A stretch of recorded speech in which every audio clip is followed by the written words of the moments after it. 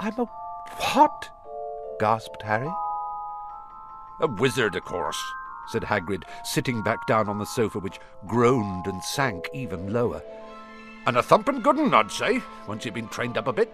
With a mum and dad like yours, what else would you be? And I reckon it's about time you read your letter.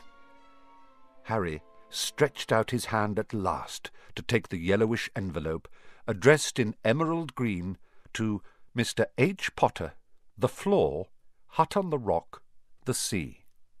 He pulled out the letter and read, Hogwarts School of Witchcraft and Wizardry. Headmaster Albus Dumbledore, Order of Merlin, First Class, Grand Source, Chief Warlock, Supreme Mugwump, International Confed of Wizards. Dear Mr. Potter, we are pleased to inform you that you have a place at Hogwarts School of Witchcraft and Wizardry. Please find enclosed a list of all necessary books and equipment. Term begins on the 1st of September.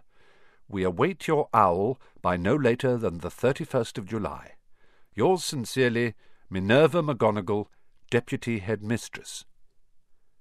Questions exploded inside Harry's head like fireworks, and he couldn't decide which to ask first.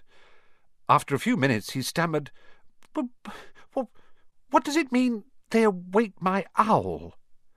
Galloping Gorgons, that reminds me, said Hagrid, clapping a hand to his forehead with enough force to knock over a cart-horse, and from yet another pocket inside his overcoat he pulled an owl. A real, live, rather ruffled-looking owl. A long quill and a roll of parchment. With his tongue between his teeth he scribbled a note which Harry could read upside down. Dear Mr. Dumbledore, given Harry his letter, taking him to buy his things tomorrow. Weather's horrible. Hope you're well. Hagrid. Hagrid rolled up the note, gave it to the owl, which clamped it in its beak, went to the door and threw the owl out into the storm. Then he came back and sat down as though this was as normal as talking on the telephone. Harry realized his mouth was open and closed it quickly. Where was I? Said Hagrid, but at that moment Uncle Vernon, still ashen-faced but looking very angry, moved into the firelight. He's not going, he said. Hagrid grunted. I'd like to see a great muggle like you stop him, he said. A what? Said Harry, interested. A muggle, said Hagrid. It's what we call non-magic folk like them. And it's your bad luck you grew up in a family the biggest muggles I ever laid eyes on. We swore when we took him in we'd put a stop to that rubbish, said Uncle Vernon. Swore we'd stamp it out of him. Wizard, indeed. You knew, said Harry. You knew I'm a wizard? Knew? Shrieked Aunt Petunia suddenly. Knew? Of course we knew. How could you not be, my dratted sister being what she was?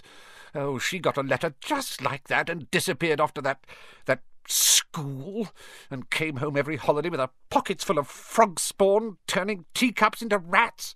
I was the only one who saw her for what she was, a freak. But for my mother and father, oh no, it was Lily this and Lily that. They were proud of having a witch in the family. She stopped to draw a deep breath, and then went ranting on. It seemed she had been wanting to say all this for years. Then she met that Potter at school, and they left and got married and had you.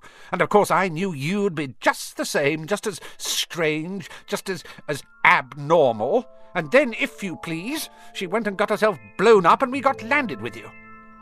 Harry had gone very white. As soon as he found his voice, he said, Blown up?